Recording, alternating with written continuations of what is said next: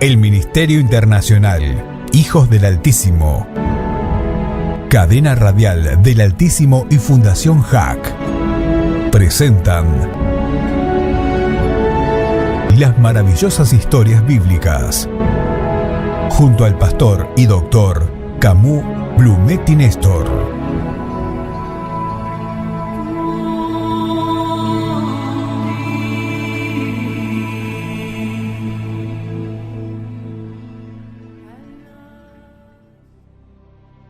Después que Jesús fue torturado, flagelado en el pretorio, comienza su caminata hacia el lugar donde lo crucificarían. Cuenta la historia que le seguía una gran multitud, las mujeres lloraban y se lamentaban por él. Claro, en su camino al monte Calavera, al Gólgota, estaba la otra muchedumbre, la que lo amaba, la verdadera, la sincera. Esta lamentaba por él. Esta era la multitud que lo recibió tiempo atrás en Jerusalén, en la famosa entrada triunfal, con alegría, con reverencia.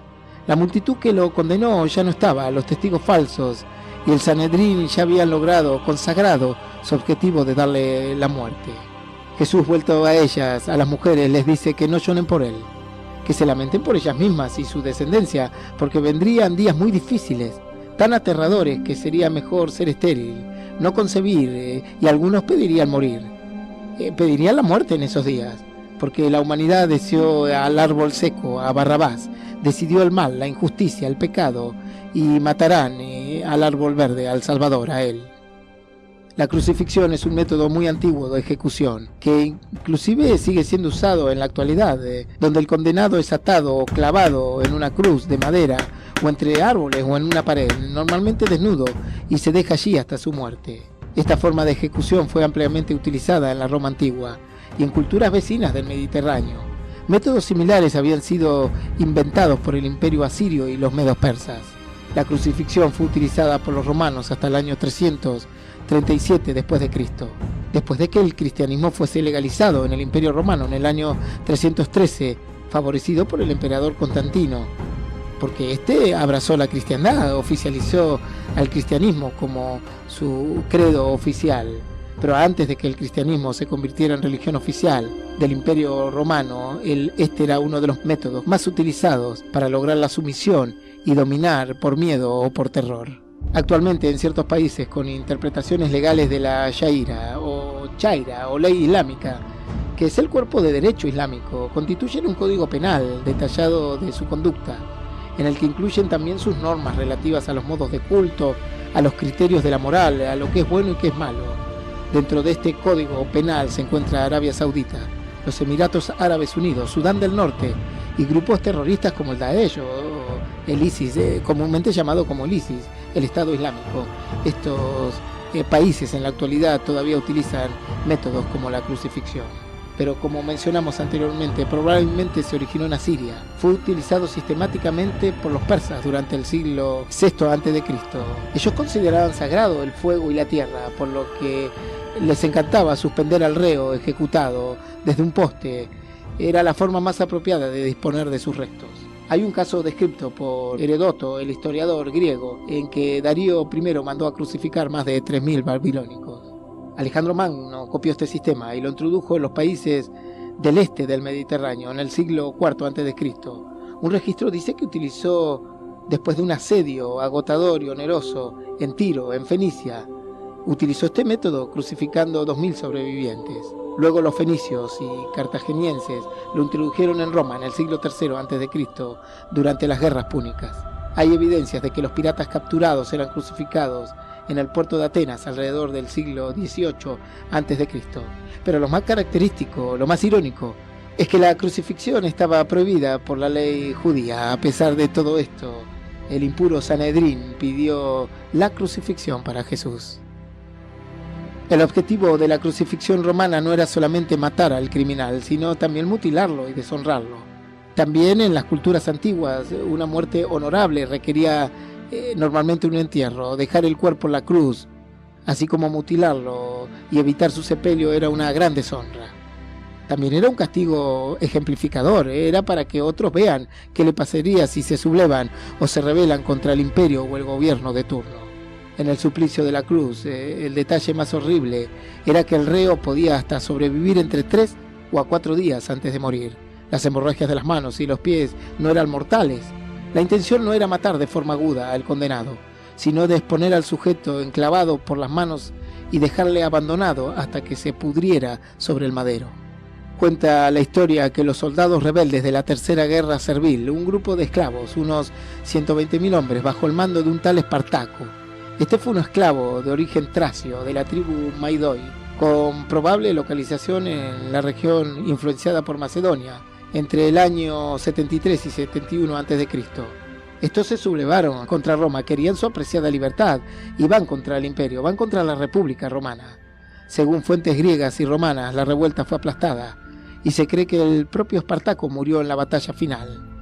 Se estima que cerca de 6.000 de sus seguidores, de estos esclavos que querían su libertad, fueron crucificados a lo largo de 200 kilómetros en el camino entre Capua y Roma, como advertencia para que otros puedan ver qué es lo que ocurre con aquellas personas que generan revueltas o sediciones. El panorama era devastador, infernal, aterrador.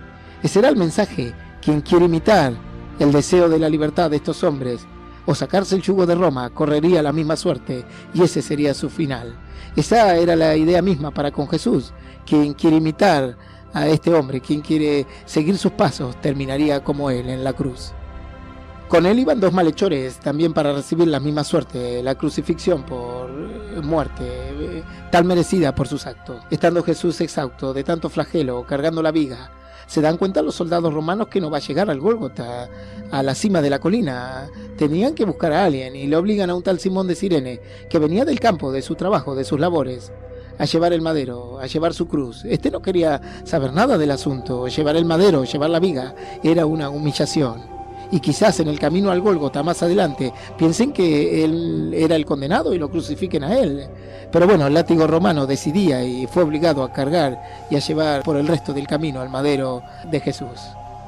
Llegan a la cima del monte o montículo Calavera, al Gólgota, y es razonable entender, según cuenta el doctor Raffo, especialista en medicina legal, en su magnífica obra El informe médico legal sobre la crucifixión de nuestro Señor Jesucristo, que se debe admitir en la actualidad que el nombre del monte Calavera alude a la forma de un montículo que se asemeja a la de un cráneo, con un aspecto de eminencia rocosa, lisa, árida y desprovista de vegetación.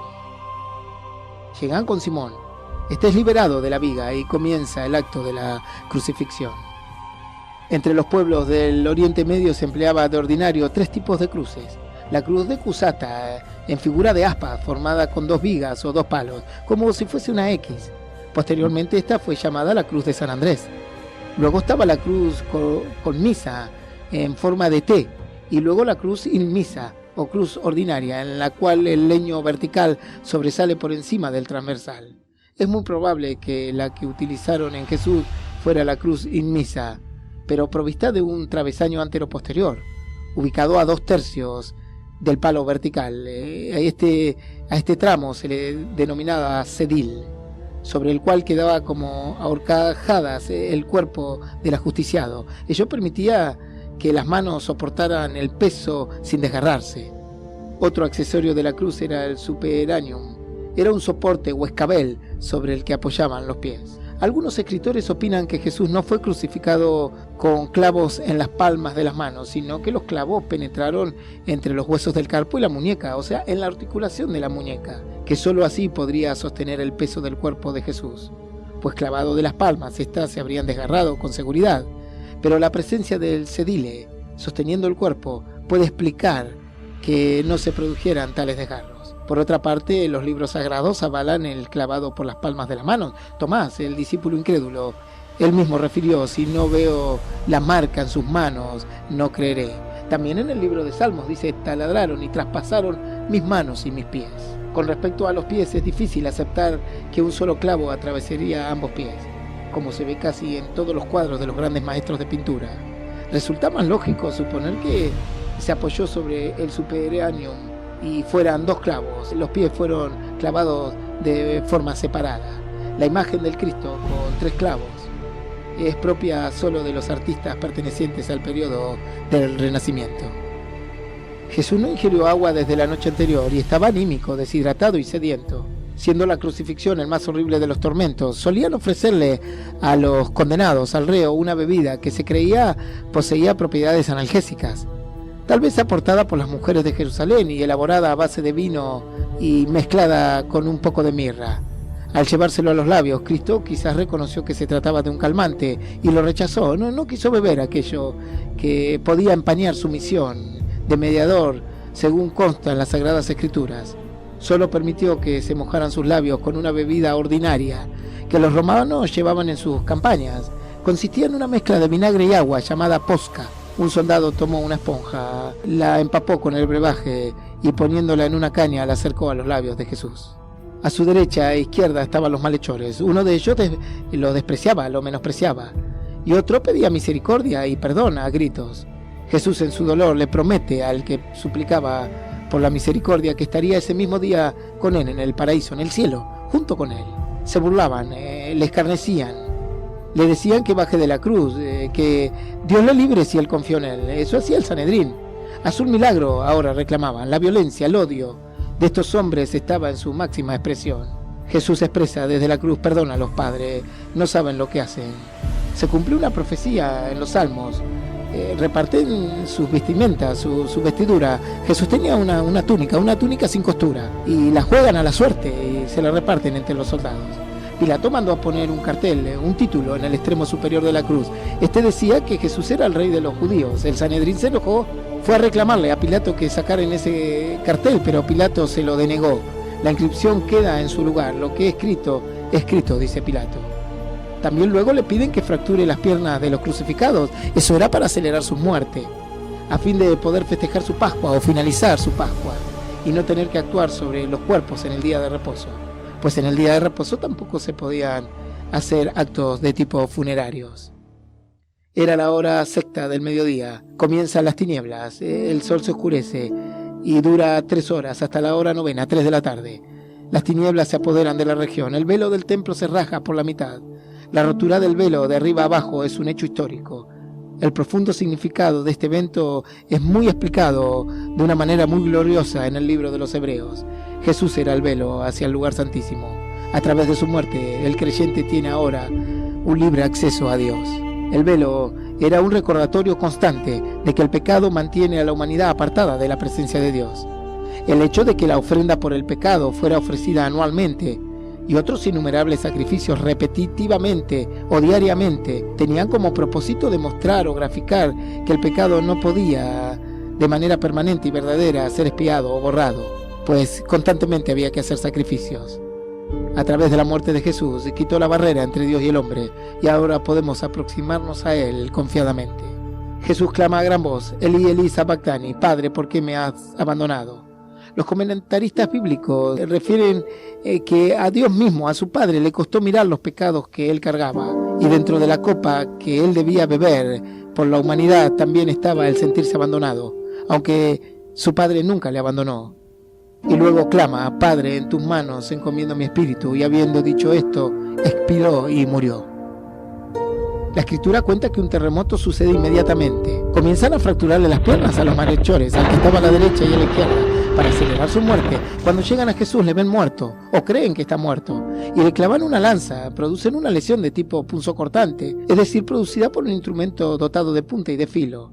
Entre las armas más utilizadas por los romanos se distinguía el pilum, dotado de una pequeña punta piramidal y maciza, o una lanza, dotada de una punta con filo de forma oval o triangular. Esta, según los expertos en forencia médica, entró de abajo hacia arriba, de anterior a posterior, por el lado izquierdo en busca del corazón. Pues es lo más lógico, un soldado romano experimentado en la lucha, en la batalla y en la búsqueda de la muerte de su enemigo sabía cómo ensartar, cómo dar el estocazo de esa lanza. Y esto es un simbolismo muy importante porque la Escritura dice: mirarán a aquel que traspasaron. Dice que pasa su lanza y sale del cuerpo de Jesús agua y sangre. Según el doctor Raffo, explica que el agua es producto de una pericarditis traumática. El corazón tiene como una bolsa que lo rodea, que se llama pericardio, y este traumatizado se llenó de agua. Entonces la lanza del soldado romano llegó hasta su corazón.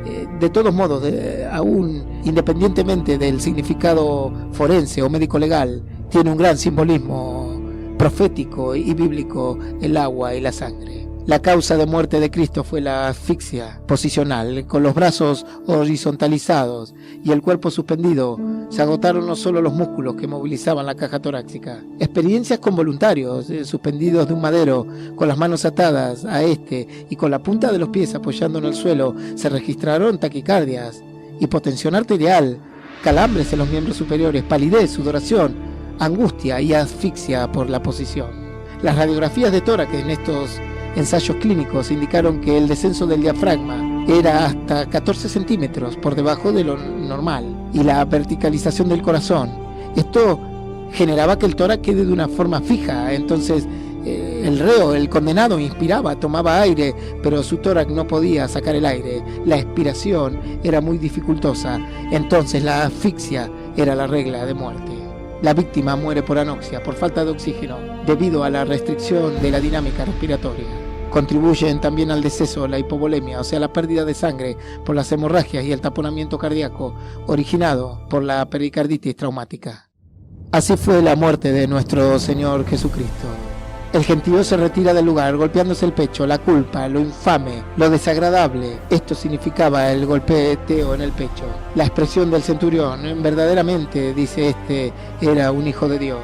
Es un testimonio verdadero y valedero e irrefutable. Fue producto de una reflexión al observar el terremoto y la manera en que había muerto el crucificado. Él había mandado y presidido la ejecución y seguramente había sacrificado y ejecutado a muchos hombres anteriormente. Dio un testimonio con la expresión propia de un hombre imparcial y razonable. Comprendió que las acusaciones habían sido burdas, calumnias, falsas, y que aquel hombre era justo e inocente. Más aún, el centurión proclama incluso su divinidad. Muchas personas, y no pocas, antes de Jesús fueron crucificadas. Todas ellas reflejaron en la cruz la humillación, el dolor, el terror, la bajeza humana, la tortura, la tiranía. Pero la cruz de Jesús fue diferente. Fue un antes y un después. Su cruz expresó y expresa en la humanidad esperanza y paz, una nueva oportunidad.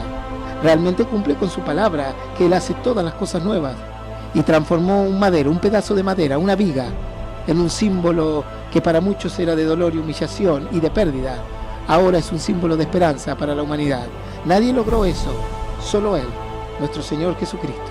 Esta es la historia de su crucifixión en las maravillosas historias bíblicas.